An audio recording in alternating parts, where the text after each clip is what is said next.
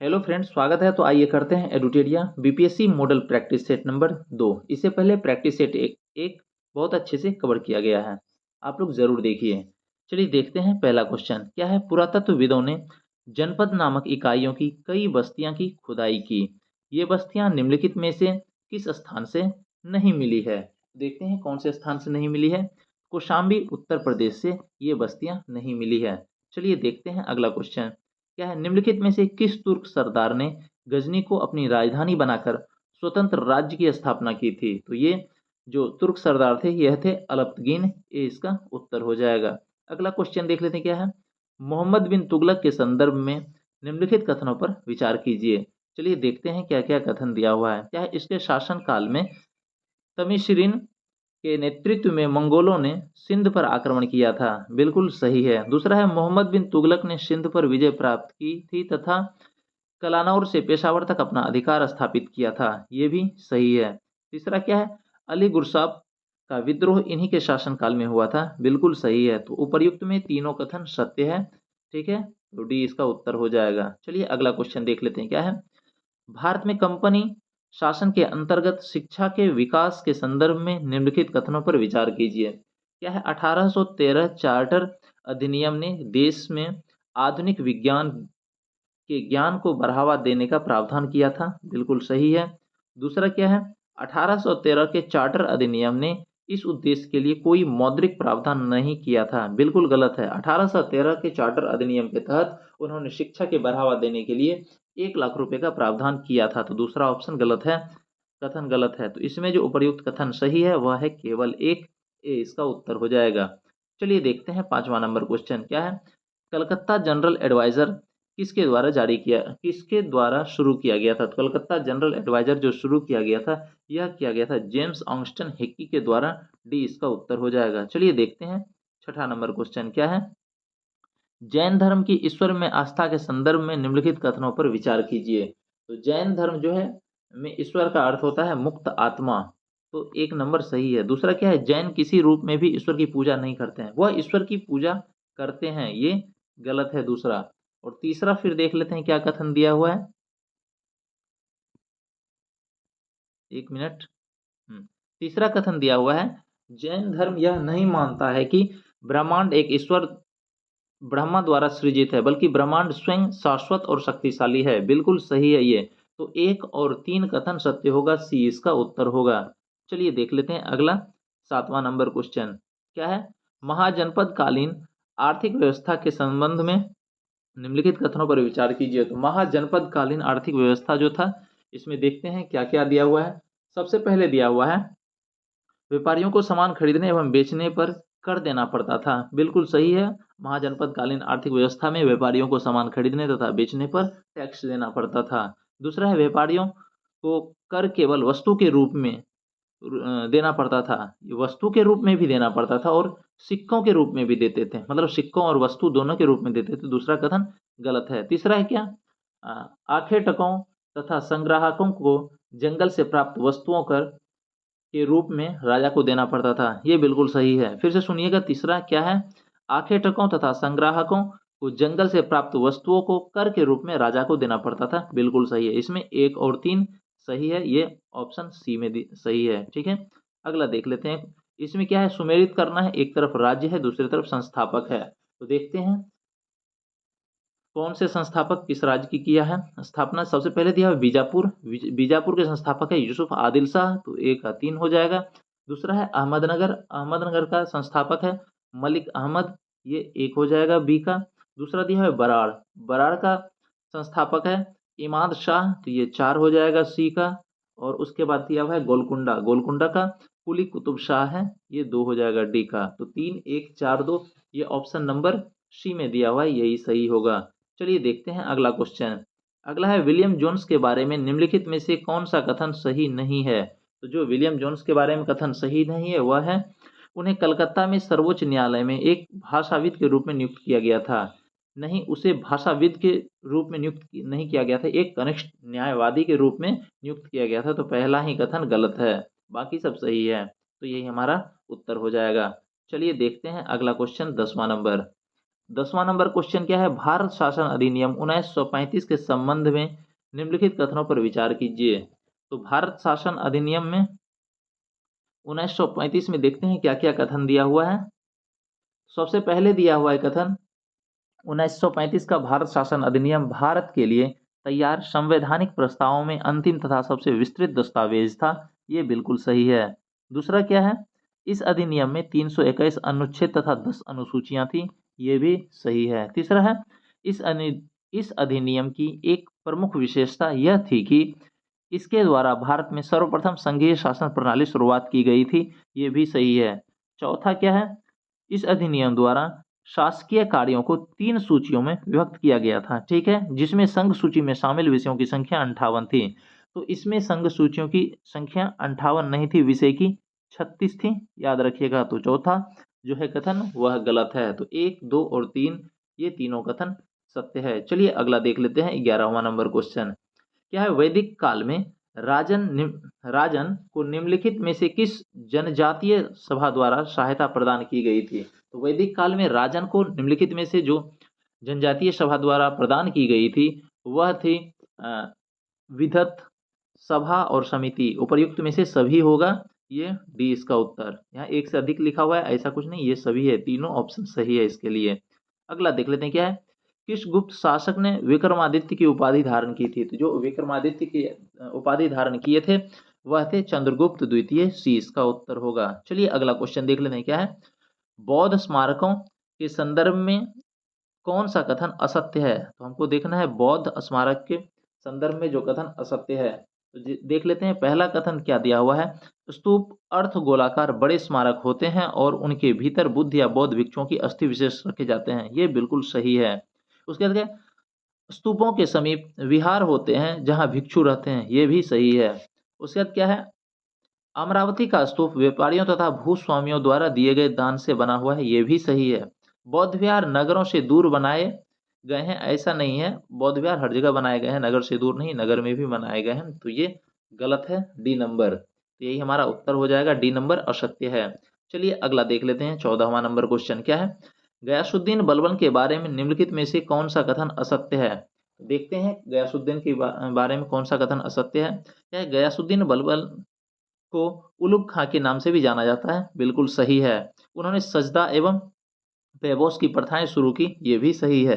उन्होंने पारसी त्योहार नौरोज की शुरुआत की। बिल्कुल सही है। तो इसमें ऐसा कोई भी नहीं है जो कथन गलत है या असत्य है, तो इसीलिए उपर्युक्त में से कोई नहीं, डी इसका उत्तर हो जाएगा। चलिए अगला देख लेते हैं क्या है, दिल्ली सल्तनत में कृषि पर लगने वाले कर को क्या कहते थे। तो दिल्ली सल्तनत में कृषि पर लगने वाले कर को कहा जाता था खराज। इसका सी हो जाएगा उत्तर। अगला देख लेते हैं 17वां नंबर को।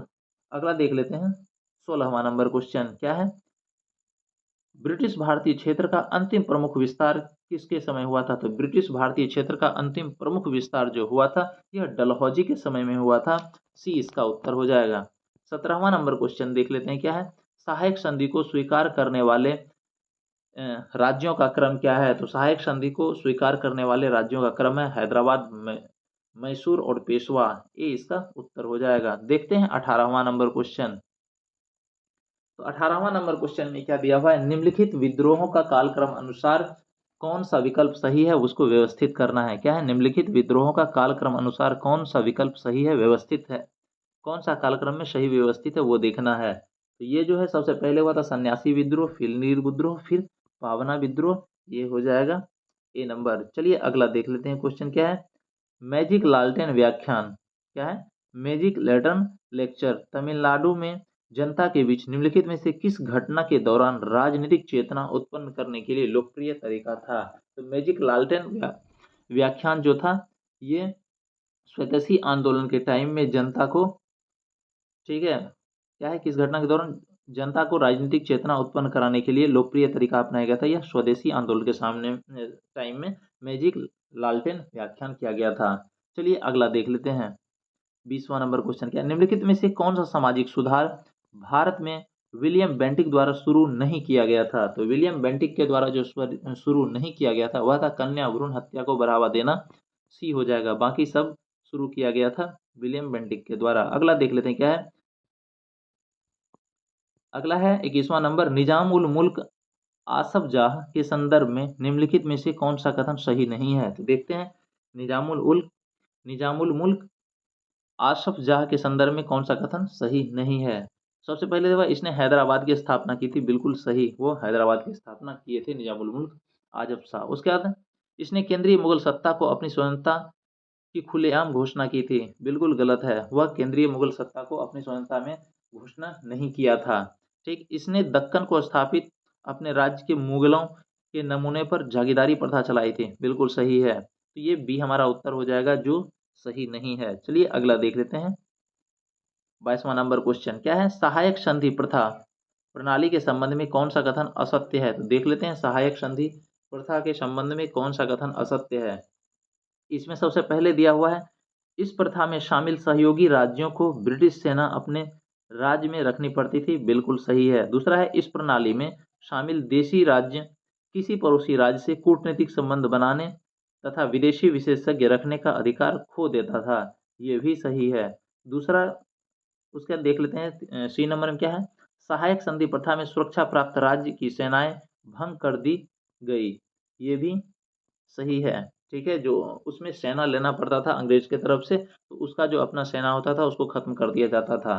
डी नंबर क्या है, मैसूर के टीपू सुल्तान ने सहायक संधि के तहत सेना खर्च के लिए अपने राज्य को एक भाग कंपनी को दे दिया था। मैसूर के जो टीपू सुल्तान थे वह कभी सहायक संधि के लिए तैयार हुए ही नहीं थे, तो ये जो है गलत है ऑप्शन, तो डी हमारा उत्तर हो जाएगा।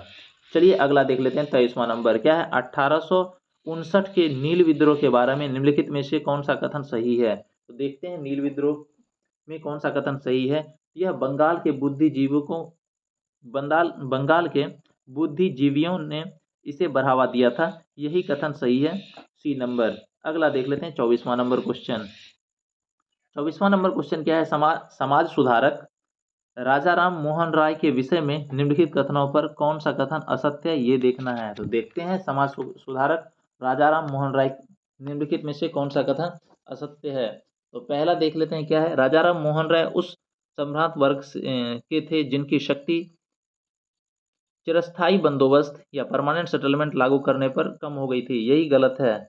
ऐसा कुछ नहीं था, वो परमानेंट सेटलमेंट भी लागू कराने में लगी हुई थी।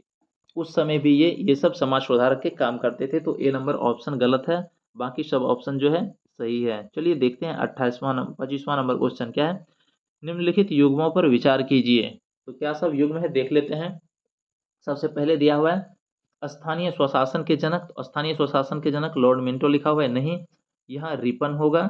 ये स्थानीय स्वशासन के जनक में लॉर्ड रिपन, तो ये पहला तो गलत है। दूसरा देख लेते क्या, सांप्रदायिक निर्वाचक वर्ग के जनक, तो सांप्रदायिक निर्वाचक वर्ग के जनक जो है यहाँ रिपन लिखा हुआ है, यहाँ कर्जन होगा।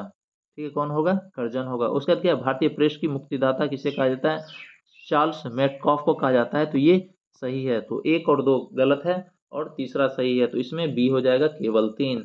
अगला देख लेते हैं ऑप्शन 26वां नंबर क्वेश्चन क्या है, निम्नलिखित युग्मों में से कौन सा सुमेलित नहीं है। तो देखते हैं कौन सा सुमेलित नहीं है। तो सबसे पहले देखते हैं लॉर्ड नॉर्थ 1773 का रेगुलेटिंग एक्ट, बिल्कुल सही है। उसके बाद लॉर्ड कॉर्नवेलिस चिरस्थायी बंदोबस्त, जिसको परमानेंट सेटलमेंट कहते हैं, ठीक है, ये हो जाएगा बी नंबर, ठीक, सही है। लॉर्ड कॉर्नवेलिस चिरस्थायी बंदोबस्त या परमानेंट सेटलमेंट की, ये बिल्कुल सही है। तीसरा है लॉर्ड बेंटिक शर्ती प्रथा का उन्मूलन, ये भी सही है। उसके बाद दिया है लॉर्ड कैनिंग दिया है भारतीय शिक्षा का कार्यवृत्त। लॉर्ड कैनिंग के समय भारतीय शिक्षा कार्यवृत्त नहीं हुआ था, डलहौजी के समय में हुआ था, जिसमें वो डिस्पेंसर भी लाया गया था, तो ये ऑप्शन असत्य है, जो सुमेलित नहीं है, डी नंबर। ठीक है, चलिए यही उत्तर हो जाएगा। तो चलिए देखते हैं 27वां नंबर क्वेश्चन क्या है, वर्ष 1923 में चुनावों के लिए जारी किए गए स्वराजवादी घोषणा पत्र ने निम्नलिखित में से किस बिंदु या किन बिंदुओं को रेखांकित किया था। तो देखते हैं किस किस बिंदु को रेखांकित किया था। तो इसमें दिया हुआ स्वराज वादियों को परिषदों में, क्वेश्चन सुनिएगा ध्यान से, क्या है, स्वराजवादियों को परिषदों में राष्ट्रवादियों के प्रशासन की मांग को प्रस्तुत करना था, ये बिल्कुल सही है। क्वेश्चन क्या है, वर्ष 1923 में चुनाव के लिए जारी किए गए स्वराजवादी घोषणा पत्र ने निम्नलिखित में से किस बिंदु या किन बिंदुओं को रेखांकित किया था। तो जिसमें पहला है स्वराजवादियों को परिषदों में राष्ट्रवादियों की स्वशासन की मांग को प्रस्तुत करना था, बिल्कुल सही है। दूसरा है मांग की अस्वीकृति की स्थिति में स्वराजवादियों को जन संघर्ष के लिए परिषदों को त्याग करना पड़ता था, ये गलत है दूसरा। इसमें केवल एक सही है, ये इसका उत्तर हो जाएगा। अगला देख लेते हैं 28वां नंबर क्वेश्चन क्या है। 1740 ईस्वी के मध्य यूरोप में चला ऑस्ट्रेलियाई उत्तराधिकार का युद्ध किन यूरोपीय शक्तियों के मध्य हुआ था? तो 1740 से 48 के मध्य में यूरोप में चला था ऑस्ट्रेलियाई उत्तराधिकार का युद्ध। यह किन यूरोपीय शक्तियों के मध्य में हुआ था? तो ये जो हुआ था फ्रांसीसी और अंग्रेज के बीच में हुआ था। ये हो जाएगा ए नंबर इसका उत्तर। अगला देख लेते हैं क्या है। मुंडा आंदोलन के संदर्भ में निम्नलिखित कथन सत्य है? तो देखते हैं कौन सा कथन सत्य है मुंडा आंदोलन के संदर्भ में। सबसे पहले दिया हुआ है 1895 में बिरसा मुंडा ने अपने अनुयायियों से अपने गौरवशाली अतीत को पुनः प्राप्त करने का आग्रह किया था, बिल्कुल सही है। दूसरा क्या है, मुंडा आंदोलन मिशनरियों, साहूकारों तथा हिंदुओं जमींदारों को बाहर करना चाहता था, ये भी सही है। तीसरा क्या है, वर्ष 1900 में बिरसा मुंडा की मृत्यु के बाद यह आंदोलन कमजोर पड़ गया था, ये भी सही है। तो 1 2 3 तीनों सत्य है। चलिए देखते हैं अगला क्वेश्चन 30वां नंबर। 30वां नंबर क्या है, उन स्थल युगों का पहचान कीजिए जहां नवपाषाण कालीन हड्डियों के औजार बहुतायत में प्राप्त हुए थे। तो कौन सा ऐसा युग में है जहां नवपाषाण काल में हड्डियों के औजार बहुतायत रूप में प्राप्त हुए थे? तो ये थे बुर्जहोम और चिरांद, ये होगा सी इसका उत्तर। अगला देख लेते हैं क्वेश्चन क्या है, निम्नलिखित में से कौन सा स्वतंत्रता संबंधी अधिकारी अनुच्छेद 19-22 में शामिल नहीं है? तो जो स्वतंत्रता संबंधी अधिकार है अनुच्छेद 19 से 22 में शामिल नहीं है, वह है संपत्ति की स्वतंत्रता। इसको हटा दिया गया संपत्ति की स्वतंत्रता को, ठीक है। चलिए अगला देख लेते हैं 31वां के बाद 32वां नंबर क्वेश्चन क्या है, निम्नलिखित में सर्वोच्च न्यायालय के परामर्शदात्री क्षेत्राधिकार के संदर्भ में कौन सा कथन सत्य है? ठीक है, फिर से क्वेश्चन सुनिएगा क्या है 32 नंबर, निम्नलिखित में सर्वोच्च न्यायालय के परामर्शदात्री क्षेत्राधिकार के संदर्भ में एक कौन सा सत्य है? तो देख लेते हैं कौन सा एक सत्य है। तो इसमें दिया हुआ है सभी संवैधानिक मामलों में भारत सरकार को परामर्श दे सकता है, ठीक है। कौन? सर्वोच्च न्यायालय, ये कथन सत्य है, बी इसका होगा। अगला देख लेते हैं 33वां नंबर क्वेश्चन क्या है, भारतीय संविधान के निम्नलिखित में से किन प्रावधान को संसद के विशेष बहुमत और राज्यों की सहमति से संशोधित किया जा सकता है? तो भारतीय संविधान के ऐसा कौन सा प्रावधान है जिसमें संसद के विशेष बहुमत और राज्यों की सहमति से संशोधित किया जा सकता है? तो सबसे दिया हुआ है मौलिक अधिकार। मौलिक अधिकार में कुछ भी संशोधित नहीं किया जा सकता है, तो पहला गलत है। दूसरा है राष्ट्रपति की चुनाव संबंधी पद्धति, इसमें कर सकते हैं सुधार। संसद के राज्यों का प्रतिनिधित्व, इसमें भी सुधार किया जा सकता है।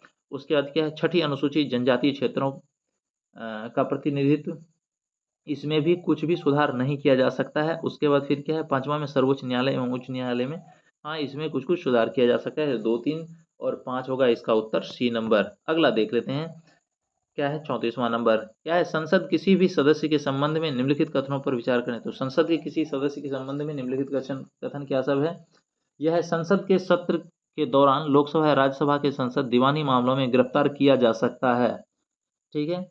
तो ये जो है नहीं, ये गिरफ्तार नहीं किया जा सकता है, ठीक है। ये दीवानी मामलों में उसको गिरफ्तार नहीं है, जब भी संसद का सत्र चल रहा होता है तो उस समय उसको गिरफ्तार नहीं किया जा सकता है।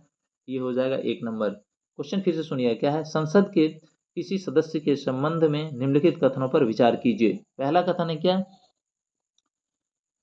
संसद के सत्र के दौरान सदन, लोकसभा या राज्यसभा के सदस्य को दीवानी मामलों में गिरफ्तार किया जा सकता है, तो उस समय दीवानी मामलों में गिरफ्तार नहीं किया जा सकता है, तो पहला कथन जो है यह गलत है। उसके बाद देख लेते हैं संसद के सत्र के दौरान सदन, लोकसभा या राज्यसभा के सदस्य को फौजदारी मामलों में गिरफ्तार नहीं किया जा सकता है। फौजदारी मामलों में उसको गिरफ्तार किया जा सकता है, ये भी गलत है। इसमें कह रहा है कौन सा कथन सत्य है, तो कोई भी सत्य नहीं है, ना तो 1 और ना ही 2। तो इसका ऑप्शन नंबर डी हो जाएगा उत्तर। चलिए अगला देख लेते हैं 35वां नंबर क्वेश्चन क्या है, राष्ट्रीय पिछड़ा वर्ग आयोग एनसीबीसी के संदर्भ में निम्नलिखित कथनों पर विचार कीजिए। तो राष्ट्रीय पिछड़ा वर्ग आयोग में देख लेते हैं क्या है, राष्ट्रीय पिछड़ा वर्ग आयोग का एक संवैधानिक निकाय है, बिल्कुल सही है। दूसरा क्या है, आयोग अपनी वार्षिक रिपोर्ट संसद के दोनों सदनों के समक्ष प्रस्तुत करता है। आयोग अपनी रिपोर्ट संसद के दोनों सदनों में रिपोर्ट नहीं है, राष्ट्रपति के पास, राष्ट्रपति के समक्ष प्रस्तुत करता है, तो ये दूसरा गलत है। तो केवल एक इसका सही होगा, ए ऑप्शन। चलिए अगला देख लेते हैं। उसके बाद 36वां नंबर क्वेश्चन। 36वां नंबर क्या है? वरीयता अनुक्रम में भारत के मुख्य निर्वाचन आयुक्त पद निम्नलिखित में से किसके समतुल्य होता है? ठीक है, तो सॉरी, वरीयता के मामले में मतलब जो उसका पावर होता है या फिर उसका रैंक होता है, उसके अनुक्रम में कहता है जो मुख्य चुनाव आयुक्त होता है उसका पद किसके बराबर में होता है, किसके समतुल्य में होता है? तो ये होता है संघ लोक सेवा आयोग के अध्यक्ष के समतुल्य में होता है, तो सी इसका उत्तर हो जाएगा। चलिए देखते हैं 37वां नंबर क्वेश्चन क्या है। दो सूची दिया हुआ है, उसको सम्मिलित करना है। एक तरफ राज्य दिया हुआ है, दूसरे उसमें राज्यसभा सदस्यों की संख्या दिया हुआ है। सबसे पहले दिया हुआ है गुजरात। गुजरात में राज्यसभा सदस्यों की संख्या है 11, तो ए का हो जाएगा 2। उसके बाद दिया हुआ है कर्नाटक। कर्नाटक में कितना है? 12 है राज्यसभा सदस्य की संख्या, तो बी का हो जाएगा 3। उसके बाद दिया हुआ है बिहार। बिहार में 16 है, तो ये हो जाएगा सी का 1। उसके बाद उड़ीसा दिया हुआ है, उड़ीसा में 10 है, ये हो जाएगा डी का 4। इस तरह से 2 3 1 4 हो गया। ये कितने नंबर कूट में है? तो ये सी नंबर में है, ये हमारा उत्तर हो जाएगा। चलिए अगला देख लेते हैं 38वां नंबर क्वेश्चन। क्या है? भारतीय संविधान सभा के बारे में निम्नलिखित कथनों पर विचार कीजिए। तो भारतीय संविधान सभा के बारे में देख लेते हैं क्या सब है। तो इसमें दिया हुआ है इसकी पहली बैठक 9 दिसंबर 1946 को हुई थी, बिल्कुल सही है। 9 दिसंबर 1946 को इसकी पहली बैठक हुई थी। उसके बाद क्या है? सभा की पहली बैठक में मुस्लिम लीग के सदस्य उपस्थित नहीं हुए थे, ये भी सही है। तो इस तरह से हमारा दोनों कथन 1 और 2 दोनों सत्य है, सी हो जाएगा इसका उत्तर। अगला देख लेते हैं 39वां नंबर क्वेश्चन। क्या निम्नलिखित में से कौन से विशेषाधिकार संसद के सदस्यों को शक्तिगत रूप में प्राप्त है? तो संसद के सदस्यों को जो शक्तिगत रूप में विशेषाधिकार प्राप्त है वह देख लेते हैं क्या सब क्या है। न्यायालयों में गवाहों के रूप में उपस्थिति से छूट, बिल्कुल सही है ये। उसके बाद क्या है? गिरफ्तारी की स्वतंत्रता, गिरफ्तारी की स्वतंत्रता, ये भी सही है। उसके बाद क्या है? संसद अथवा किसी समिति में कही गई किसी बात तथा मतदान के संबंध में किसी न्यायालय में कार्यवाही से छूट, ये भी सही है। तो 1 2 और 3 तीनों सही होगा, डी नंबर इसका उत्तर हो जाएगा। अगला देख लेते हैं 40वां नंबर क्वेश्चन क्या है? राज्यसभा के बारे में निम्नलिखित कथनों पर विचार करिए। तो देख लेते हैं राज्यसभा के बारे में क्या क्या निम्नलिखित कथन दिया हुआ है। क्या राज्यसभा मुख्य रूप से राज्य के प्रतिनिधियों के रूप में काम करती है, बिल्कुल सही है। दूसरा क्या है? विधि निर्माण संबंधी का प्रस्ताव पहले लोकसभा में पेश किया जाता है, तत्पश्चात राज्यसभा में। ऐसा कुछ नहीं है, कोई भी सदन में या तो लोकसभा में भी और राज्यसभा में भी किसी में भी पेश किया जा सकता है, तो ये कथन गलत है दूसरा। उसके बाद देख लेते हैं तीसरा क्या है? राज्यसभा लोकसभा द्वारा पारित कानूनों की समीक्षा करती है, वह जरूरत पड़ने पर संशोधन भी कर सकती है, बिल्कुल सही है। उसके बाद क्या है? चौथा नंबर, राज्यसभा के सदस्यों का चुनाव विभिन्न राज्यों की विधानसभाओं के निर्वाचित सदस्य करती है, ये भी सही है। ठीक है, तो इसमें जो पूछ रहा है असत्य कथन कौन सा है, तो असत्य कथन सिर्फ केवल 2 है, ये बी इसका उत्तर हो जाएगा। चलिए देखते हैं 41वां नंबर क्वेश्चन। 41वां नंबर क्वेश्चन क्या है? अवसादी शैलों के लिए निम्नलिखित में से कौन सा कथन असत्य है? तो देखते हैं अवसादी शैल के लिए कौन सा कथन असत्य है। ये वे शैलें हैं जिनकी संरचना ताप तथा दाब पर निर्भर करती है, बिल्कुल सही है। ये शैलें अक्रिस्टलीय होता है, ये भी सही है। ये शैलें स्तरों में निक्षेपित होता है, ये भी सही है। ये शैलें जल में नहीं निर्मित हो सकती है, ये जल में भी निर्मित हो सकती है, तो ये कथन असत्य है, डी नंबर यही सही होगा। चलिए उत्तर होगा। अगला देख लेते हैं 42वां नंबर क्वेश्चन क्या है? ग्रेट बैरियर एवं ग्रेट स्लेव झील किस देश में स्थित है? तो ग्रेट बियर एवं ग्रेट स्लेव झील जो स्थित है यह कनाडा में है, ये इसका उत्तर हो जाएगा। 43वां नंबर देख लेते हैं। निम्नलिखित कथनों में लेटराइट मिट्टी के विषय में कौन सा कथन सही है? देख लेते हैं लेटराइट मिट्टी के में कौन सा कथन। यह मिट्टी उच्च तापमान एवं भारी वर्षा वाले क्षेत्रों में विकसित होती है, बिल्कुल सही है। उसके बाद है इस मिट्टी में लौह ऑक्साइड एवं एल्युमिनियम समृद्ध रूप में पाई जाती है, ये भी सही है। तो क्वेश्चन क्या है इसका कथन? 1 और 2 दोनों सत्य है, तो सी इसका उत्तर हो जाएगा। अगला देख लेते हैं 44वां नंबर क्वेश्चन क्या है? निम्नलिखित में से कौन सा बंदरगाह देश सही सुमेलित है? तो देख लेते हैं कौन सा सही सुमेलित है। तो इसमें सबसे पहले देख लेते हैं निम्नलिखित में कौन से सही सुमेलित है, तो इसमें देख लेते हैं क्या है। सबसे पहले दिया है मॉन्टेविडियो, ये उरुग्वे में है, बिल्कुल सही है। उसका जकार्ता इंडोनेशिया का राजधानी भी है, तो वहाँ है, बिल्कुल सही है। उसके बाद रॉटरडैम रॉटरडैम नीदरलैंड में, ये भी बिल्कुल सही है। 4 नंबर दिया है इगारका, तो इगारका चीन में नहीं, यह रूस में है। कहाँ पर है? रसिया में है, तो ये गलत है। तो हमारा जो सही सुमेलित है 1, 2 और 3 होगा। ये ऑप्शन नंबर बी हो जाएगा हमारा उत्तर। अगला देख लेते हैं 45वां नंबर क्वेश्चन। क्या निम्नलिखित में से कौन सा क्षेत्र उष्णकटिबंधीय सदाबहार वन से ढका हुआ है? तो उष्णकटिबंधीय सदाबहार वन से जो ढका हुआ है यह है पश्चिमी घाट, डी इसका उत्तर हो जाएगा। अगला देख लेते हैं 46वां नंबर। क्या भारत का सर्वाधिक पटसन उत्पादन राज्य कौन सा है? तो पटसन जूट को कहते हैं, तो सर्वाधिक राज्य ये क्या है? ये पश्चिम बंगाल है, डी इसका उत्तर हो जाएगा। अगला 47वां नंबर क्वेश्चन देख लेते हैं क्या है।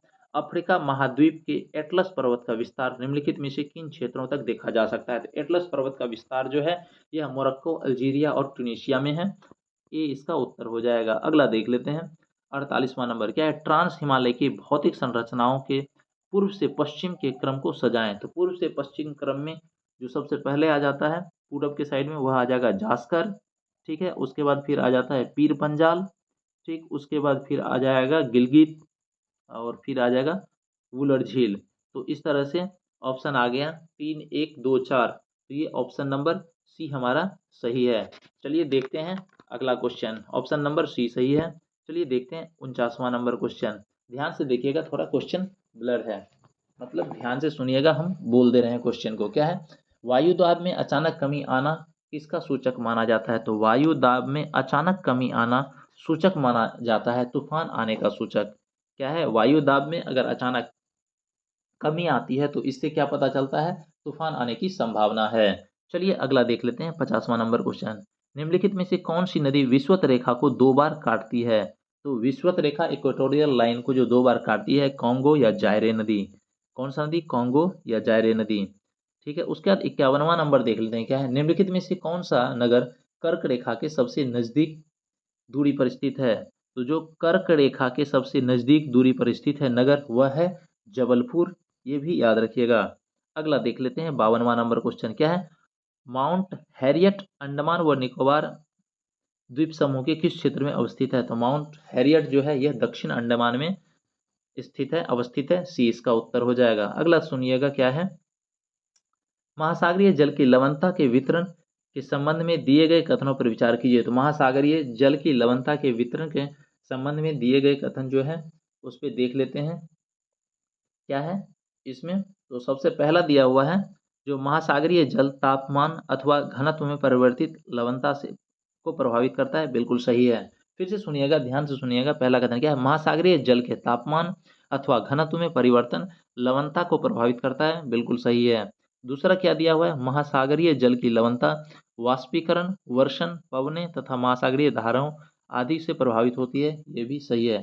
तीसरा दिया हुआ है बंगाल की खाड़ी लवणता अरब सागर की लवणता से अधिक पाई जाती है। तो बंगाल की खाड़ी की लवणता अरब सागर से अधिक नहीं पाई जाती है, कम पाई जाती है, ये गलत है, तीसरा ऑप्शन। उसके बाद क्या है? ऊंचे अक्षांशों में गहराई के साथ लवणता में कमी आती है, नहीं, ऐसा कुछ भी नहीं है। ऊंचे अक्षांशों में गहराई के साथ लवणता में कभी नहीं आती है, लवणता बढ़ती है, तो ये भी लवणता में कमी आती है, तो ये बिल्कुल सही है। जहाँ भी ऊंचे अक्षांश है वहाँ गहराई के साथ लवणता में कमी आती है, जैसे जैसे नीचे आता है वहाँ लवणता में कमी आती है। तो इस तरह से देखते हैं कौन सा उपर्युक्त कथन में सही नहीं है। जो गलत है कथन वह 3 नंबर दिया हुआ है, कथन गलत।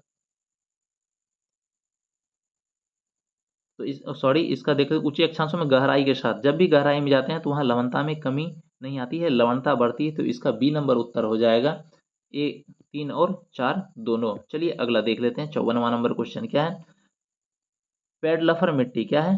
पेडलफर मिट्टी के संबंध में कौन सा कथन सही है? तो पेडलफर मिट्टी के संबंध में देख लेते हैं। यह मिट्टी अम्लीय, अनउपजाऊ और कृषि के लिए कम उपयोगी होता है, ये बिल्कुल सही है। पेडलफर मिट्टी जो होता है वह अम्लीय होता है, मतलब एसिडिक होता है, अनउपजाऊ होता है और कृषि के लिए कम उपयोगी होता है। उसके बाद क्या आता है? डेयरी उद्योग तथा मिश्रित कृषि के लिए मृदा उपयोगी होती है, ये बिल्कुल सही है। उसके बाद क्या है? ऊंचे अक्षांशों में तापमान, आर्द्रता, मौसमी दशा वाले क्षेत्रों में काले रंग के पेडफ्लर मिट्टी रहती है, मिट्टी पाई जाती है, तो नहीं, ऐसा नहीं है। जो ऊंचे अक्षांश या ऊंचे अक्षांश में जो ताप और आर्द्र वाले मौसमी दशा वाले क्षेत्र में काले रंग की पेडलर नहीं, यहाँ लाल और पीले रंग की पेडलर मिट्टी पाई जाती है, तो ये कथन असत्य है। ठीक है, तो इसमें पूछ रहा था कौन सा कथन सत्य है, तो 1 और 2 दोनों सही है। चलिए अगला देख लेते हैं 55वां नंबर क्वेश्चन। क्या है? मानसून की वर्षा के विशेषताओं के संदर्भ में निम्नलिखित कथनों पर कौन सा कथन असत्य है? तो मानसून की वर्षा की विशेषता के संदर्भ में देखते हैं कौन सा कथन असत्य है। सबसे पहले दिया हुआ है दक्षिण पश्चिम मानसून के प्राप्त होने वाली वर्षा मौसमी है, बिल्कुल सही है। दूसरा है मानसूनी वर्षा में मानसून विच्छेद चक्रवाती अवदाबों से उत्पन्न होती है, ये भी सही है। उसके बाद सी नंबर में क्या दिया हुआ है, भारत में मानसूनी वर्षा का स्थानिक वितरण प्रत्येक स्थान पर एक समान होता है, ऐसा नहीं है, प्रत्येक स्थान पर एक समान नहीं होता, ये मानसूनी एक हवा के कारण होता है, जैसे जैसे जिधर जिधर जाता है तो एक समान हर एक तरफ नहीं होता है। तो सी इसका कथन असत्य है, यही हमारा उत्तर हो जाएगा। चलिए देखते हैं 56वां नंबर क्वेश्चन। 56वां नंबर क्वेश्चन क्या है, एक राष्ट्र एक राशन कार्ड योजना के संदर्भ में निम्नलिखित कथनों पर विचार कीजिए। तो एक राष्ट्र और एक राशन कार्ड योजना के संदर्भ में देख लेते हैं। तो सबसे पहले दिया है प्रवासी श्रमिकों और उनके परिवारों के सदस्यों को देश में कहीं भी किसी भी उचित मूल्य की दुकान से रियायती राशन खरीदने के सक्षम बनाने के लिए पूरे देश में लागू किया गया था एक राष्ट्र और एक राशन कार्ड योजना। मतलब जो प्रवासी श्रमिक है उसके परिवार के सदस्य को देश में कहीं भी किसी भी जगह उचित मूल्य के पर दुकान से रियासती राशन खरीदने में सक्षम बनाने के लिए ये योजना लागू किया गया। तो एक बिल्कुल सही है। दूसरा क्या दिया हुआ, यह प्रणाली दो पोर्टलों के माध्यम में चलती है, सार्वजनिक वितरण प्रणाली एवं एकीकृत प्रबंधन की अन्न वितरण, ये बिल्कुल सही है। दोनों एक और दो दोनों कथन सत्य है, तो सी इसका उत्तर हो जाएगा। देखते हैं 57वां नंबर, निम्नलिखित में से कौन सा कथन संकुलन अर्थव्यवस्थाओं के बारे में सही है? तो संकुलन अर्थव्यवस्थाओं के बारे में जो सही है देख लेते हैं। जब उद्योगों को किसी प्रमुख उद्योग की निकटता से लाभ होता है तो यहाँ पर संकुलन अर्थव्यवस्था होती है, तो ए नंबर ऑप्शन हमारा सही है। देखते हैं 58वां नंबर क्वेश्चन क्या दिया हुआ है, नरसिम्हन समिति 1 और 2 निम्नलिखित में से किसमें संबंधित थे? देख लेते क्या है, नरसिम्हन समिति 1 और 2 निम्नलिखित में से किससे संबंधित थे? तो ये बैंकिंग क्षेत्र से संबंधित है नरसिम्हन समिति, तो ये याद रखिएगा। अगला होता है 59 नंबर क्वेश्चन क्या है, यूनिफाइड पेमेंट इंटरफेस, ठीक है, क्या है यूनिफाइड पेमेंट इंटरफेस जो है भुगतान प्रणाली के संदर्भ में निम्नलिखित कथनों पर विचार कीजिए। तो यह एक ऐसी प्रणाली है जो एक ही मोबाइल एप्लीकेशन में कई बैंक खातों का प्रयोग सुविधा प्रदान करती है, बिल्कुल सही है। मतलब एक ऐसी प्रणाली है जो एक ही मोबाइल एप्लीकेशन में कई बैंक खातों का प्रयोग करती है, यूपीआई यूनिफाइड पेमेंट इंटरफेस, ठीक है। उसके बाद क्या है, वर्तमान में यह पीयर टू पीयर संग्रह अनुरोध को पूरा नहीं कर सकता है, ये गलत है, अनुरोध कर सकता है, ये हो जाएगा। तो इसका जो सही है कथन तो वो केवल एक है, तो ए इसका उत्तर हो जाएगा। अगला देख लेते हैं 60वां नंबर क्या है, गिग इकोनॉमी के संदर्भ में निम्नलिखित कथनों पर विचार कीजिए। तो गिग इकोनॉमी में देख लेते हैं क्या है, गिग इकोनॉमी में श्रमिकों को एक ही परियोजना के लिए काम पर रखा जाता है, बिल्कुल सही है। दूसरा क्या है, भारत में 50% से अधिक नए रोजगार गिग इकोनॉमी कंपनियों द्वारा उत्पन्न किए जा रहे हैं, ये भी सही है। एक और दो दोनों सत्य है, सी इसका उत्तर हो जाएगा। अगला देख लेते हैं क्वेश्चन, निम्नलिखित कथनों पर विचार कीजिए। देख लेते हैं क्या क्या कथन दिया हुआ है। सबसे पहले दिया हुआ है नगद जमा अनुपात वह राशि है जिसे व्यावसायिक बैंकों को केंद्रीय बैंकों के पास नगद के रूप में जमा कराना होता है, ये बिल्कुल सही है। उसके बाद देख लेते हैं वैधानिक तरलता अनुपात बैंकों को अपनी मांग और सावधि देयताओं के अंश को मान्य परिसंपत्तियों को लगाने में बाध्य करता है, ये भी सही है। फिर से कथन को सुनिएगा, दोनों कथन सत्य लग रहा है, सही है। क्या कहता है, नगद जमा अनुपात वह राशि है जिसे व्यावसायिक बैंकों को केंद्रीय बैंकों के पास नगद के रूप में जमा कराना होता है, बिल्कुल सही है। दूसरा है वैधानिक तरलता अनुपात बैंकों को अपनी मांग और सावधि देयताओं के अंश को देवताओं देयताओं जो देने वाला होता है उसके अंश के मान्य को परिस्थितियों में लगाने के लिए बाध्य करता है, ये दोनों कथन सत्य है हमारा। इसमें पूछ रहा है कौन सा कथन असत्य है, तो इसमें एक भी असत्य नहीं है, ना तो एक और ना ही दो, डी इसका उत्तर हो जाएगा। चलिए देखते हैं 62वां नंबर क्वेश्चन। तो 62वां नंबर क्वेश्चन क्या है, भारत क्या है, सरकार के बजट के उद्योगों में निम्नलिखित में कौन से कथन शामिल है? तो सरकार के बजट के उद्देश्यों में जो कथन शामिल है वो देख लेते हैं। तो सरकार के बजट का उद्देश्य देख लें, संसाधनों का पुनः आवंटन, ये भी है उनके उद्देश्य में शामिल। आय संपत्ति का पुनः वितरण, ये भी सरकार के बजट के उद्देश्य में शामिल है। उसका स्थिरीकरण संबंधी गतिविधियां, ये भी शामिल है। और सार्वजनिक उद्यमों का प्रबंधन, ये भी सही है। तो 1 2 3 4 ये सभी सत्य है, डी इसका ऑप्शन हो जाएगा सही उत्तर। अगला देख लेते हैं 63वां नंबर क्या है, निम्नलिखित कथनों पर विचार कीजिए। क्या दिया हुआ है, बेरोजगारी की वृद्धि किसी भी अर्थव्यवस्था में मंदीग्रस्त होने के सूचक है। तो बेरोजगारी की वृद्धि किसी भी अर्थव्यवस्था के मंदीग्रस्त होने की सूचक है, बिल्कुल सही है। क्या है, बेरोजगार लोग अर्थव्यवस्था के लिए देयता होते हैं, ये भी सही है। तो इसमें पूछ रहा है कौन से कथन सही है, तो 1 और 2 दोनों सही है। जो बेरोजगार लोग होते हैं वो अर्थव्यवस्था के लिए देयता होते हैं, ये दोनों कथन सत्य है, सी हो जाएगा। चलिए देखते हैं 64वां नंबर क्वेश्चन क्या है। भारत को 1991 में आर्थिक संकट का सामना करना पड़ा। इस संकट का प्रमुख कारण निम्नलिखित में से कौन सा था। तो 1991 में जो आर्थिक संकट का सामना करना पड़ा, इस समय संकट का प्रमुख कारण जो था यह बाह्य ऋण का उच्च स्तर था। जो बाहर से जो ऋण लिया गया था उसका उच्च स्तर था, यही जो है संकट का सामना करना पड़ा, यही मेन वजह था। ठीक है, तो बी इसका उत्तर हो जाएगा। अगला देख लेते हैं इफको क्या है। IIFCO इफको, इफको क्या है, भारतीय कृषक उर्वरक सहकारी संस्था है इफको, ये होगा सी इसका उत्तर, भारतीय कृषक उर्वरक सहकारी संस्था। अगला देख लेते हैं, निम्नलिखित कथनों पर विचार करें। तो देखते हैं क्या है, इस जीव में मुकुलन विधि द्वारा प्रजनन होता है। ठीक है, तो ये इसमें देख लो, उपर्युक्त कथन में जीव में विशेषता, मतलब जीव की विशेषता को कौन सा प्रदर्शित करती है, ऊपर में ये देखना है। तो इस जीव में मुकुलन विधि द्वारा प्रजनन होता है। ठीक है, बिल्कुल सही है। उसके बाद क्या है, इस जीव में टेक्टिकल्स जैसी संरचनाएं पाई जाती है, ये भी सही है, टेटिकल्स संरचनाएं पाई जाती है। इसमें पुनरुत्थान की क्षमता होती है। ये सब पूछ रहा है, ये जो दिया हुआ है स्टेटमेंट, ये किसके लिए दिया हुआ है, मतलब ये किसको प्रदर्शित करता है, ये किसकी विशेषता है। फिर से एक बार सुनिएगा, विशेषता क्या है। इस जीव में मुकुलन विधि द्वारा प्रजनन होता है। इस जीव में टेक्टिकल्स जैसी संरचनाएं पाई जाती है। इसमें पुनरुत्थान की क्षमता होती है। तो ये सभी जो है विशेषताएं हैं, ये हाइड्रा के लिए है, ये इसका उत्तर हो जाएगा।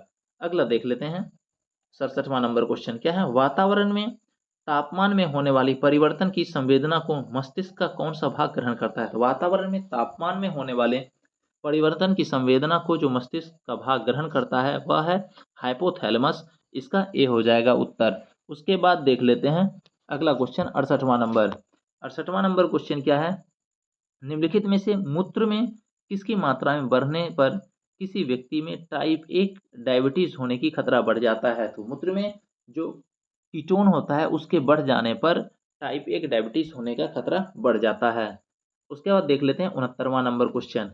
69वां नंबर क्वेश्चन क्या है, निम्नलिखित में से कौन सा सूक्ष्मजीव आमतौर पर क्या है, निम्नलिखित में से कौन सा सूक्ष्मजीव आमतौर पर फलीदार पौधों के लिए जैव उर्वरक के रूप में उपयोग किया जाता है। तो जैव उर्वरक के रूप में जो उपयोग किया जाता है वह है राइजोबियम, बी इसका उत्तर हो जाएगा। अगला देख लेते हैं, माप के साथ उपकरण का मिलान करते हैं। ठीक है, तो सबसे पहले दिया हुआ है इंटरफेरोमीटर। इंटरफेरोमीटर जो होता है ये समतल ध्रुवीय प्रकाश का घूर्णन का माप करता है, तो ये हो जाएगा ए का 4। उसके बाद दिया हुआ है पोटेंशियोमीटर। पोटेंशियोमीटर जो होता है यह विद्युत विभवांतर का मेजर करता है, तो ये हो जाएगा बी का 2। उसके बाद दिया हुआ है कैलोरीमीटर। कैलोरीमीटर क्या कहता है, विशिष्ट ऊष्मा का मेजर करता है, तो ये हो जाएगा सी का 3। ठीक है, विशिष्ट ऊष्मा क्षमता को मापता है। उसका रूलर दिया हुआ है, तो रूलर जो है वह लंबाई को मापता है, तो इसका हो जाएगा 1 नंबर, डी का 1। तो इस तरह से हमारा उत्तर हो जाएगा 4 2 3 1।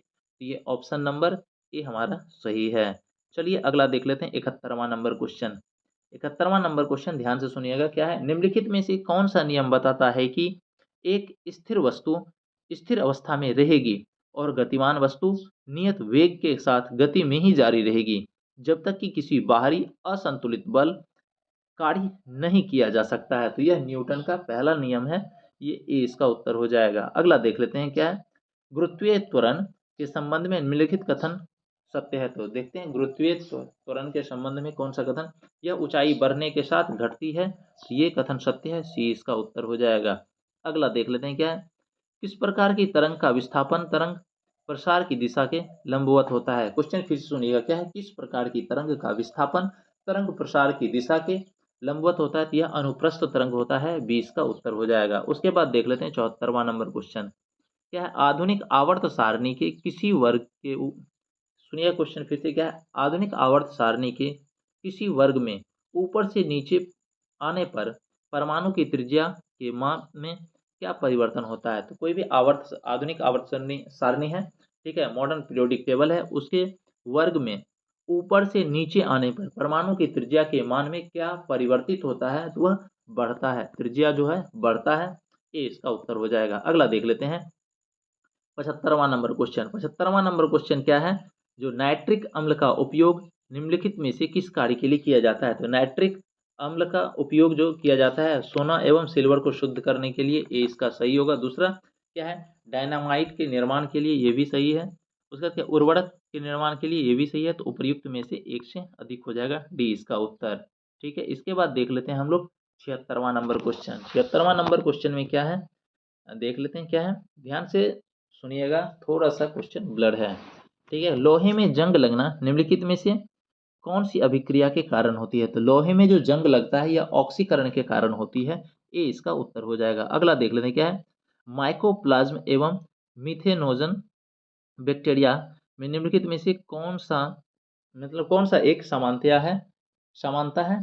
फिर से क्वेश्चन सुनिए क्या है, माइकोप्लाज्मा एवं मिथेनोजन बैक्टीरिया में निम्नलिखित में से कौन से एक समानता है। तो जो एक समानता है इसमें क्या है, अवायवीय, ठीक है, बिना वायु का जो श्वसन उपस्थिति होता है, ठीक है, अवायवीय उपस्थिति होती है, ये बी इसका उत्तर हो जाएगा। अगला देख लेते हैं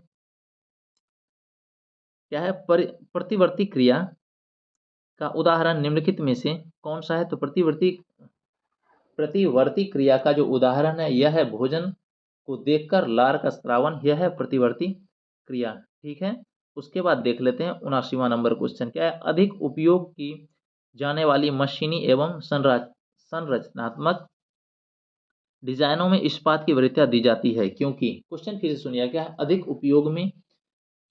उपयोग की जाने वाली मशीनों एवं संरचनात्मक डिजाइनों में इस्पात की वरीयता दी जाती है क्योंकि तांबा, पीतल, एल्युमिनियम की इस्पात अधिक क्या है, प्रत्यास्थ होता है। तो ये इसका उत्तर हो जाएगा।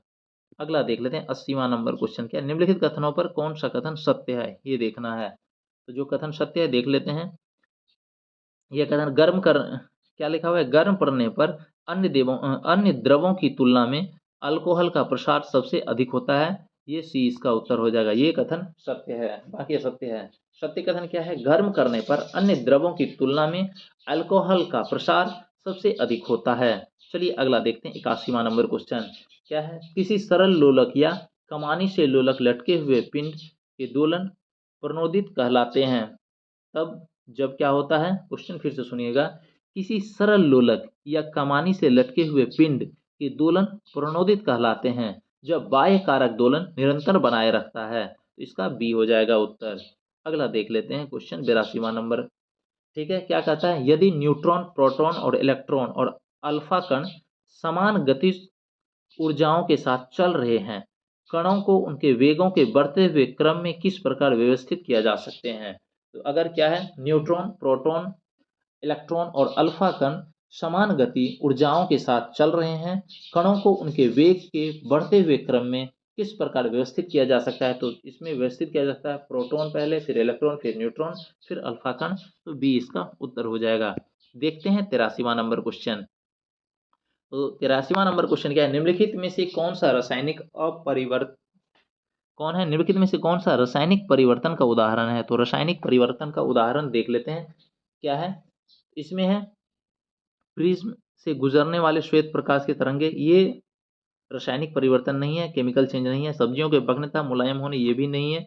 उसके बाद क्या है, गीली मिट्टी के सूखने तथा भांगुर होने, ये भी नहीं है। नमक का पानी में घुलना, ये जो है रासायनिक परिवर्तन है, केमिकल चेंज है। ठीक है, अगला देख लेते हैं 84वां नंबर क्वेश्चन क्या, यदि मानव की लाल रुधिर कोशिकाओं आरबीसी को पृथक किया जाता है, अगर यदि मानव की लाल रुधिर कोशिकाओं आरबीसी को पृथक किया जाता है और उन्हें सामान्य लवण के घोल, मतलब रुधिर का समपरासारी विलयन में तनुकृत किया जाता है, तो आरबीसी इसका क्या होगा। ठीक है, क्वेश्चन फिर से ध्यान से सुनिएगा क्या है, यदि मानव का लाल रुधिर कोशिकाओं को पृथक किया जाता है और उन्हें सामान्य लवण के घोल में तनुकृत किया जाता है तो आरबीसी का क्या होगा? तो आरबीसी के व्यास में कोई परिवर्तन नहीं होगा। ठीक है, ये हो जाएगा डी इसका उत्तर। अगला देख लेते हैं 85वां नंबर क्वेश्चन क्या है? यकृत द्वारा स्रावित पित्त के संबंध में निम्नलिखित में से कौन सा कथन सही नहीं है? तो देखते हैं यकृत द्वारा स्रावित पित्त के संबंध में कौन सा कथन सही नहीं है। इसमें दिया हुआ है पित्त में लिपिडों के पाचन के लिए एंजाइम होते हैं, यही गलत है और असत्य है। इसमें कोई एंजाइम नहीं होते हैं। जो पित्त में लिपिड के पाचन के लिए जो एंजाइम होते हैं उसमें कोई एंजाइम नहीं पाया जाता है, तो ए नंबर ऑप्शन ही हमारा सही होगा जो असत्य दिया हुआ है। अगला दिया हुआ है कोशिका झिल्ली के संदर्भ में कौन सा कथन असत्य है? तो कोशिका झिल्ली के संबंध में देखते हैं कौन सा कथन असत्य है। सबसे पहले दिया हुआ है अमीबा में एंडोसाइटोसिस की प्रक्रिया होती है, ये तो सही है। क्या है? विसरण केवल गैसों में होता है? नहीं है, द्रव और ठोस दोनों में विसरण होता है, तो ये कथन असत्य है, यही हमारा उत्तर हो जाएगा। अगला क्वेश्चन देख लेते हैं 87वां नंबर क्या है? निम्नलिखित में से असंगत युग्म की पहचान कीजिए। तो असंगत युग्म देख लेते हैं कौन सा है। सबसे पहले गैसीय पादप हार्मोन जो है ये एथिलीन है, ये तो बिल्कुल सही है। उसके क्या है? वाष्पोत्सर्जन में कमी, ठीक है, ये एब्सिसिक अम्ल है, ये भी सही है। उसके जरावस्था में विलंब, तो जरावस्था में विलंब जो है इसमें जिब्रेलिन दिया हुआ है, जिब्रेलिन इसमें नहीं होगा। यहाँ होगा साइटोकाइनिन, क्या है? साइटोकाइनिन होगा। तो सी जो है यह असंगत युग्म है, यही हमारा उत्तर हो जाएगा। बाकी शिखग्र प्रधानता या ऑक्सीन है, ये बिल्कुल सही है, तो सी हमारा उत्तर हो जाएगा। यहाँ जरावस्था में विलंबन दिया हुआ है, ये होगा साइटोकाइनिन इसका उत्तर, जिब्रेलिन नहीं होगा। चलिए अगला देखते हैं 88वां नंबर क्या है? एक अर्धचालक में विद्युत चालन होता है। तो एक अर्धचालक में विद्युत चालन होता है इलेक्ट्रॉन एवं होल्स दोनों के द्वारा, सी इसका उत्तर हो जाएगा। अगला देख लेते हैं 89 नंबर क्वेश्चन क्या है? किसी धावक के दौड़ने के बाद उसकी मांसपेशियों में ऐंठन और दर्द महसूस होता है, यह निम्नलिखित में से किसके संचयन के कारण होता है? तो यह होता है लैक्टिक अम्ल के संचयन के कारण, ए इसका उत्तर हो जाएगा। अगला देख लेते हैं 90 नंबर क्वेश्चन। तो 90 नंबर क्वेश्चन में क्या दिया हुआ है? निम्नलिखित में से किस तत्व की विद्युत धनात्मकता सर्वाधिक होगी? तो विद्युत धनात्मकता सर्वाधिक होगी सीजियम का, बी इसका उत्तर हो जाएगा। उसके बाद क्या है? अल्फा कैरोटीन, क्या है? अल्फा केरेटिन एक प्रोटीन है, तो अल्फा केरेटिन एक प्रोटीन है जो त्वचा में उपस्थित होता है, बी इसका उत्तर हो जाएगा। अगला देख लेते हैं क्या है? निम्नलिखित में से कौन सा कथन असत्य है? तो देखना है असत्य कथन क्या है। सबसे पहले दिया हुआ है कोशिका विभाजन द्वारा डीएनए का निर्माण या प्रतिकृतिकरण में वृद्धि होती है, तो यही कथन असत्य है। जब कोशिका विभाजन होता है वहाँ डीएनए का निर्माण नहीं होता है, तो ये असत्य कथन है, यही हमारा उत्तर हो जाएगा। अगला देख लेते हैं 93 नंबर क्वेश्चन। 93 नंबर क्वेश्चन में क्या दिया हुआ है? निम्नलिखित में से मेंडल के द्विगुण संस्करण, सुनिएगा फिर से ध्यान से, क्या है? निम्नलिखित में से मेंडल के द्विगुण संकरण प्रयोग के संदर्भ में असत्य कथनों का पहचान करिए। तो देखते हैं कौन सा असत्य कथन है। यह स्वतंत्र अपविहन के नियम से को सिद्ध करता है, जिसके अनुसार दो या अधिक असंबंधित प्रभावी लक्षणों एवं पादपों के मध्य संकरण करवाने के लिए लक्षण एक दूसरे को प्रभावित किए बिना अगली पीढ़ी में संचरित होती है। ध्यान से सुनिएगा, इसमें कह रहा है कौन सा कथन असत्य है, ये देखना है। तो पहला कथन जो कह रहा है यह स्वतंत्र अपव्यूहन के नियम को सिद्ध करता है, जिसके अनुसार दो या अधिक असंबंधित प्रभावी लक्षणों वाले पादपों के मध्य संकरण करवाने पर ये लक्षण एक दूसरे को प्रभावित किए बिना अगली पीढ़ी में संचरित होते हैं, ये कथन सत्य है। अगला कथन देख लेते हैं। द्विगुणन संस्करण का प्रयोग फिनोटाइप 9:3:1 प्राप्त होता है, ये कथन असत्य है। ठीक है, उसके बाद देख लेते हैं F2 पीढ़ी सर्वाधिक 20 गोल एवं पीले प्राप्त होते हैं, ये कथन सत्य है। तो इसमें पूछ रहा है कौन सा कथन असत्य, इसका पहचान करना है। तो केवल दो जो है कथन वह असत्य है, ये हो जाएगा सी इसका उत्तर। अगला देख लेते हैं 94 नंबर क्वेश्चन क्या है? सरल अकारिक लक्षणों पर आधारित पादपों और प्राणियों के वर्गीकरण को सर्वप्रथम किसने प्रस्तावित किया था? सरल अकारिक लक्षणों एवं आधारित पादपों और प्राणियों के वर्गीकरण को सर्वप्रथम जो प्रस्तावित किया था यह किया था अरस्तु, सी इसका उत्तर हो जाएगा। अगला क्या है? डीएनए में मौजूद शर्करा होती है, तो डीएनए में जो मौजूद शर्करा होती है यह डीऑक्सीराइबोज होती है, सी इसका उत्तर हो जाएगा। अगला देख लेते हैं क्वेश्चन 96 नंबर क्या है? निम्नलिखित में से कौन पटना के प्रथम अंग्रेज मजिस्ट्रेट थे? तो पटना के प्रथम अंग्रेज मजिस्ट्रेट थे चार्ल्स ग्रैंड, ए इसका उत्तर हो जाएगा। अगला देख लेते हैं, चिरांद निम्नलिखित में से किस प्राचीन सभ्यता से संबंधित है? तो चिरांद जो है यह नवपाषाण प्राचीन सभ्यता से संबंधित है, तो ए इसका उत्तर हो जाएगा। उसके बाद देख लेते हैं 98 नंबर क्वेश्चन क्या है, जगदीशपुर के युद्ध में कुंवर सिंह ने किस अंग्रेज अधिकारी को हराया था? तो जगदीशपुर के युद्ध में कुंवर सिंह ने हराया था कैप्टन ली ग्रांड को, ये हो जाएगा सी इसका उत्तर। अगले देख लेते हैं 99 नंबर क्वेश्चन। तो 99 नंबर क्वेश्चन क्या है, सिकंदर लोदी द्वारा 1495-96 में दरिया खान नुहानी को बिहार का गवर्नर नियुक्त किए जाने का उल्लेख किस स्थान से प्राप्त अभिलेख में मिलता है? तो दरिया खान नुहानी को बिहार का गवर्नर नियुक्त किए जाने का जो उल्लेख मिलता है, यह बिहार शरीफ से प्राप्त अभिलेख से मिलता है। चलिए देखते हैं 100वां नंबर क्या है, बिहार में किन वन्यजीव अभ्यारण्य का संबंध में से कौन सही सुमेलित नहीं है, ये देखना है। सबसे पहले दिया है बड़ेला सलीम अली अभ्यारण्य, ये बिल्कुल सही है, वैशाली में है। उसके बाद है उदयपुर वन्यजीव अभ्यारण्य पश्चिमी चंपारण में है, ये भी सही है। गौतम बुद्ध पक्षी विहार जो है यह मुंगेर दिया हुआ है, नहीं ये गया में है, तो इसीलिए हमारा सी हो जाएगा उत्तर, जो सही सुमेलित नहीं है। चलिए देखते हैं 101वां नंबर क्या है, चंपारण सत्याग्रह के दौरान चंपारण एग्रेरियन समिति के अध्यक्ष कौन थे? चंपारण सत्याग्रह के दौरान एग्रेरियन समिति के जो अध्यक्ष थे ये WJ हार्डकॉक थे, ये इसका बी उत्तर हो जाएगा। अगला देख लेते हैं 102वां नंबर, एक मिनट क्या है, चंपारण सत्याग्रह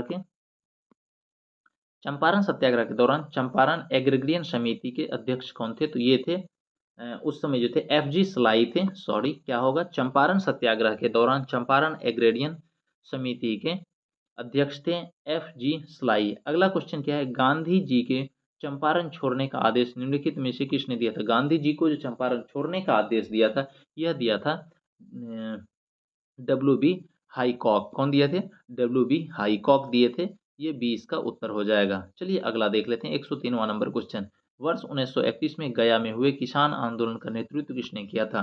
तो वर्ष 1931 में गया में हुए किसान आंदोलन का नेतृत्व किया था यदुनंदन शर्मा, ये हो जाएगा सी इसका उत्तर। 104वां नंबर देख लेते हैं क्या, 6 फरवरी 1921 को स्थापित बिहार विद्यापीठ के कुलपति कौन थे? तो बिहार जो 6 फरवरी 1921 को स्थापित हुआ था बिहार विद्यापीठ, उसके कुलपति जो थे ये मजरूल हक थे, इसका उत्तर हो जाएगा बी नंबर। उसके बाद देख लेते हैं 105वां नंबर क्वेश्चन, बिहार में दावत पूजा के नाम से कौन सा त्योहार जाना जाता है? तो बिहार में दावत पूजा के नाम से चंद्रगुप्त पूजा जाना जाता है, ए इसका उत्तर हो जाएगा। उसके देखते हैं 106 नंबर क्या है, वनावरण में प्रतिशत की दृष्टि से बिहार के निश्चित जिलों का सही आरोही क्रम क्या होगा? फिर से सुनिए क्या है, वनावरण के प्रतिशत की दृष्टि से बिहार के निम्नलिखित जिलों का सही अवरोही क्रम क्या होगा, मतलब घटते क्रम क्या होगा? तो जमुई, उसका कैमूर, फिर नवादा, फिर मुंगेर, ये इसका सही हो जाएगा उत्तर। अगला देख लेते हैं क्या है, कौन सी नदी बिहार का शोक के रूप में जानी जाती है? तो कोसी नदी को बिहार के शोक के रूप में जाना जाता है। अगला है कोसी मैदान की समुद्र तल की औसत ऊंचाई है? तो कोसी मैदान की समुद्र तल से औसत ऊंचाई है 30 मीटर, इसका हो जाएगा बी उत्तर। चलिए देख लेते हैं उसके बाद 109वां नंबर क्वेश्चन। 109वां नंबर क्वेश्चन क्या है, भारत की जनगणना 2011 के अनुसार बिहार में महिला साक्षरता दर क्या है? ठीक है, भारत की जनगणना 2011 के अनुसार बिहार में महिला का साक्षरता दर जो है यह 51.5 है, 51.50%। अगला देख लेते हैं क्वेश्चन क्या है, शहरीकरण के बढ़ते स्तर के अनुसार बिहार के निम्नलिखित जिलों का सही क्रम क्या है? क्वेश्चन थोड़ा ब्लर है, ध्यान से सुनिएगा क्या है, शहरीकरण के बढ़ते स्तर के अनुसार बिहार के निम्नलिखित जिलों का सही क्रम चुनिए। तो शहरी क्रम का सही क्रम जो है ऑप्शन के अकॉर्डिंग यह है नालंदा, मुंगेर और पटना, ये होगा बढ़ते क्रम में, ये ए इसका उत्तर हो जाएगा। अगला देख लेते हैं 111वां नंबर क्वेश्चन, इसमें कथन दिया हुआ है, ठीक है, और उसका कारण दिया हुआ है। तो देख लेते हैं सबसे पहले कथन में क्या दिया हुआ है, सुप्रीम कोर्ट ने डिजिटल एक्सेस को जीवन के अधिकार मतलब अनुच्छेद 21 का अभिन्न हिस्सा माना है। ये जो है बिल्कुल सही है, सुप्रीम कोर्ट ने डिजिटल एक्सेस को जीवन के अधिकार मतलब अनुच्छेद 21 के अभिन्न हिस्सा माना है, सही है। दूसरा देख लेते हैं इसका जो कारण है क्या, डिजिटल पहुंच केवल नागरिकों के लिए एक वाणिज्यिक सेवा है, ये गलत है, इसका कारण ये सही नहीं है। इसका ऑप्शन हो जाएगा ए सही है पर आड़ गलत है, ठीक है, एसर्शन सही है और रीजन गलत है, सी इसका उत्तर हो जाएगा। देखते हैं 112वां नंबर क्वेश्चन क्या है, नवीन अनुसंधान के अनुसार भारत की पहली जीनोम संपादित चावल किसमें? ठीक है, डैश और पूषा डीएसटी चावल एक है। ये कौन सा है? तो DRR चावल 100 जिसको कमला कहते हैं वह है नवीन अनुसंधान अनुसार भारत की पहली जीनोम संपादित चावल। क्या है? DRR चावल 100 जिसको कमला कहते हैं, यह भारत की पहली जीनोम संपादित चावल की किस्में है। चलिए अगला देख लेते हैं। 113वां नंबर क्वेश्चन क्या है? नीरज चोपड़ा ने 2025 के डायमंड लीग में कितनी दूरी तक भाला फेंककर दूसरा स्थान प्राप्त किया था? तो नीरज चोपड़ा 2025 के डायमंड लीग में 90.23 मीटर भाला फेंककर दूसरा स्थान प्राप्त किया, तो सी इसका उत्तर हो जाएगा। उसका देखते हैं 114 नंबर क्या है? 2027 फीफा महिला विश्व कप की मेजबानी कौन सा देश करेगा? 2027 फीफा महिला विश्व कप की जो मेजबानी करेगा यह ब्राजील, डी इसका उत्तर हो जाएगा। अगला देख लेते हैं। नीति आयोग द्वारा जारी MSME प्रतिस्पर्धात्मकता रिपोर्ट में किस क्षेत्र में विशेष ध्यान रखा गया है? क्वेश्चन फिर से सुनिएगा। नीति आयोग द्वारा जारी MSME प्रतिस्पर्धात्मकता रिपोर्ट में किस क्षेत्र में विशेष ध्यान, किस क्षेत्र को विशेष ध्यान में रखा गया? तो यह कपड़ा, ऑटो और रसायन। क्या है? कपड़ा, ऑटो और रसायन को विशेष ध्यान में रखा गया है। अगला देख लेते हैं क्या है? कालेश्वरम लिफ्ट सिंचाई। क्या है? कालेश्वरम लिफ्ट सिंचाई परियोजना किस नदी पर स्थित है? तो कालेश्वरम लिफ्ट सिंचाई योजना जो है यह गोदावरी नदी पर स्थित है। उसके बाद देख लेते हैं 117वां नंबर क्या है? निम्नलिखित में से किसे भारत का पहला पूर्ण साक्षर राज्य घोषित किया गया है? तो जो भारत का पूर्ण साक्षर राज्य घोषित किया गया है वह है मिजोरम। ठीक है, निम्नलिखित में से किसे भारत का पहला पूर्ण साक्षर राज्य घोषित किया गया? तो यह है मिजोरम। उसके बाद देख लेते हैं 118वां नंबर क्वेश्चन। 118वां नंबर क्वेश्चन क्या है? टेक इट डाउन एक्ट किस देश ने पास किया है? तो टेक इट डाउन एक्ट जो पास किया है यह अमेरिका किया है, सी इसका उत्तर हो जाएगा। अगला क्वेश्चन देख लेते हैं। वन डे वन जीनोम पहल का उद्देश्य क्या है? तो वन डे वन जीनोम का उद्देश्य का जो पहल है, ये पहल जो है का उद्देश्य क्या है? यह प्रतिदिन एक सूक्ष्म जीव का जीनोम विश्लेषण। क्या है? प्रतिदिन एक सूक्ष्म जीव का जीनोम विश्लेषण, सी इसका उत्तर हो जाएगा। अगला देख लेते हैं। नीति आयोग की MSME प्रतिस्पर्धात्मकता रणनीति के बारे में विचार कीजिए। तो MSME प्रतिस्पर्धात्मकता रणनीति का जो विचार है देख लेते हैं क्या है? भारत में MSME का GDP में योगदान 30% से अधिक हो गया है, बिल्कुल सही है। रिपोर्ट में क्लस्टर आधारित दृष्टिकोण और डिजिटल मार्केटिंग को प्रोत्साहन की सिफारिश की गई है, ये भी सही है। उसके बाद क्या है? भारत में MSME के लिए फंडिंग आवश्यकताओं की 90% पूर्ति हो रही, तो 90% की पूर्ति नहीं हो रही, 80% के आसपास पूर्ति हो रही है, तो ये तीसरा गलत है। केवल 1 और 2 कथन सत्य है, ये इसका हो जाएगा। अगला देख लेते हैं। हाल ही में खबरों में रहा गोल्डन डोम का संबंध किससे है? तो गोल्डन डोम का जो है संबंध यह संयुक्त राज्य अमेरिका से है, ये इसका उत्तर हो जाएगा। उसके बाद देख लेते हैं 122वां नंबर क्वेश्चन क्या है? जाति आधारित जनगणना के संबंध में निम्नलिखित कथनों पर विचार कीजिए। क्या अब भारत में जाति आधारित जनगणना डिजिटल रूप में की जाएगी? बिल्कुल सही है। उसके बाद क्या है? यह निर्णय केंद्र सरकार द्वारा सुप्रीम कोर्ट के आदेश पर लिया गया है। बिल्कुल, इसमें सुप्रीम कोर्ट का कोई आदेश नहीं है, केंद्र सरकार के द्वारा लिया गया है। ठीक है, तो ये दूसरा गलत है। और तीसरा क्या है? पिछली पूर्ण जातिगत जनगणना 1931 में हुई थी, ये सही है। तो 1 और 3 सही होगा, तो ए नंबर ऑप्शन सही है। अगला देख लेते हैं 123वां नंबर क्या है? वेब्स शिखर सम्मेलन। क्या है? वेब्स शिखर सम्मेलन 2025 के बारे में निम्नलिखित कथनों पर विचार कीजिए। तो वेब्स शिखर सम्मेलन हुआ था, यह भारत की GDP के रचनात्मक अर्थव्यवस्था की भूमिका को दर्शाता है। क्या है? यह भारत की GDP के रचनात्मक अर्थव्यवस्था भूमिका को दर्शाता है, बिल्कुल सही है। क्या भारत में रचनात्मक तकनीकी संस्थान की स्थापना की? बिल्कुल सही है। क्या है? भारत में रचनात्मक तकनीकी संस्थान की स्थापना की थी वेब शिखर सम्मेलन। उसके बाद क्या कहते हैं? तीसरा नंबर, इसका आयोजन दिल्ली में हुआ था। बिल्कुल नहीं, इसका आयोजन मुंबई में हुआ। कहाँ पर? इसका आयोजन मुंबई में हुआ। ठीक है, तो अगला जो है ये तीसरा गलत है, तो इसमें सही है 1 और 2, ए ऑप्शन। चलिए अगला देख लेते हैं 124वां नंबर क्या है? 6G तकनीक के संबंध में निम्नलिखित कथनों में कौन सा कथन सत्य है? तो 6G देख लेते हैं, इसमें कौन सा कथन सत्य है। सबसे पहले तो भारत में अब तक 6G पेटेंट दाखिल करने के लिए शीर्ष 6 देशों में है, बिल्कुल सही है। तो भारत में अब तक 6G पेटेंट दाखिल करने में शीर्ष 6 देशों में है, सही है। भारत में 6G सेवाएं 2026 तक चालू की जाएगी, नहीं, ये असंभव है, 2026 तक तो संभव नहीं है, दूसरा गलत है। और जैसा भारत का फोकस दूर दराज इलाकों में ब्रॉडबैंड एक्सेस पर है, तो बिल्कुल सही है। भारत का फोकस जो है दूर दराज इलाकों में ब्रॉडबैंड एक्सेस से है, ये सही है। 1 और 3 इसमें सही होगा, ए ऑप्शन। ठीक है, चलिए उसके बाद देख लेते हैं 125वां नंबर क्वेश्चन। 125वां नंबर क्वेश्चन में है एआई आधारित एटीएम के संदर्भ में निम्नलिखित कथनों पर विचार कीजिए। तो एआई आधारित एटीएम क्या है? यह मशीन सोने की बिक्री करती है, बिल्कुल सही है। दूसरे क्या है? यह अंतर्राष्ट्रीय मानकों के अनुसार कार्य करती है, ये भी सही है। उसके बाद क्या है? इसे भारतीय रिजर्व बैंक ने विकसित किया है, नहीं, इसे भारतीय रिजर्व बैंक ने विकसित नहीं किया है। इसे जो विकसित किया है गोल्ड सिक्का प्राइवेट लिमिटेड कंपनी किया है। कौन किया है? गोल्ड सिक्का प्राइवेट लिमिटेड कंपनी किया है। तो 1 और 2 सही होगा, सत्य कथन ए इसका उत्तर होगा। अगला देख लेते हैं क्या है? इंटर परियोजना के बारे में कौन सा कथन सही है? तो देखते हैं इंटर परियोजना के बारे में कौन सा कथन सही है। क्या है? भारत के इस परियोजना में योगदान स्वरूप क्रायोस्टेट डिजाइन किया। ठीक है, क्या है? भारत ने इस परियोजना में योगदान स्वरूप क्रायोस्टेट डिजाइन किया, तो बिल्कुल सही है। इंटर परियोजना में भारत जो है अपना योगदान स्वरूप क्या किया? क्रायोस्टेट डिजाइन किया। दूसरा क्या दिया हुआ? यह परियोजना सौर ऊर्जा को संग्रहण करने का माध्यम है, बिल्कुल नहीं। ये जो है सौर ऊर्जा को संग्रहण करने का माध्यम नहीं है। यह परियोजना अंतर्राष्ट्रीय परमाणु संलयन परियोजना है, तो दूसरा गलत है। तो इसका केवल एक हो जाएगा, ए सही। अगला देख लेते हैं क्या है? एआई फॉर नेचर कार्यक्रम किस संगठन ने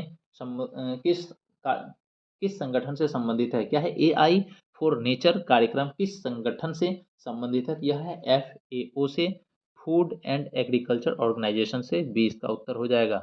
अगला देख लेते हैं क्या है? Food corporation of India FCI द्वारा लागू की गई EPOS प्रणाली क्या है? फूड, फिर से सुनिएगा, फूड कॉरपोरेशन ऑफ इंडिया द्वारा लागू की गई EPOS प्रणाली के संबंध में निम्नलिखित कथनों पर विचार कीजिए। तो कौन सा कथन है? क्या है? सबसे पहला, यह electronic point of sale machine का उपयोग करती है, ये बिल्कुल सही है। इस प्रणाली से लाभार्थियों की बायोमेट्रिक पहचान संभव हो पाती है, ये भी सही है। तो 1 और 2 दोनों कथन सत्य है, तो सी इसका उत्तर हो जाएगा। 129वां नंबर देख लेते हैं क्या है? अंतर्राष्ट्रीय अर्ध शुष्क उष्ण कटिबंधीय फसल अनुसंधान संस्थान का मुख्यालय कहाँ स्थित है? तो अंतर्राष्ट्रीय अर्ध शुष्क उष्ण कटिबंधीय फसल अनुसंधान संस्थान का जो मुख्यालय है यह हैदराबाद में है, ये इसका उत्तर हो जाएगा। अगला देख लेते हैं क्वेश्चन क्या है? भारत में टेक फॉर इक्विटी इंडेक्स किस उद्देश्य से शुरू किया गया था? मतलब शुरू किया गया है। भारत में टेक फॉर इक्विटी इंडेक्स किस उद्देश्य से शुरू किया गया? तो टेक फॉर इक्विटी इंडेक्स जो है ये शुरू किया गया है डिजिटल समावेशन के लिए, भी इसका उत्तर हो जाएगा। अगला देख लेते हैं क्या है? ऑपरेशन हॉक 2025 किससे संबंधित था? तो ऑपरेशन हॉक 2025 जो संबंधित था यह बाल तस्करी से, सी इसका उत्तर हो जाएगा। उसके बाद है गोल्डन ड्रैगन 2025 किसका संयुक्त अभ्यास था? तो गोल्डन ड्रैगन 2025 जो है यह चीन और वियतनाम का संयुक्त अभ्यास है, सी इसका उत्तर हो जाएगा। अगला देख लेते हैं 133वां नंबर क्या है? 133वां नंबर, राष्ट्रीय महिला आयोग ने किस संस्था के साथ मिलकर महिला सुरक्षा हेतु समझौता किया? तो राष्ट्रीय महिला आयोग ने फ्यूचरशिप लैब्स के साथ मिल करके महिला सुरक्षा हेतु समझौता किया है। क्वेश्चन फिर सुनिएगा, राष्ट्रीय महिला आयोग ने किस संस्था के साथ मिलकर महिला सुरक्षा हेतु समझौता किया है? तो यह जो संस्था है फ्यूचर शिफ्ट लैब्स के साथ मिलकर के समझौता किया है, सी इसका उत्तर होगा।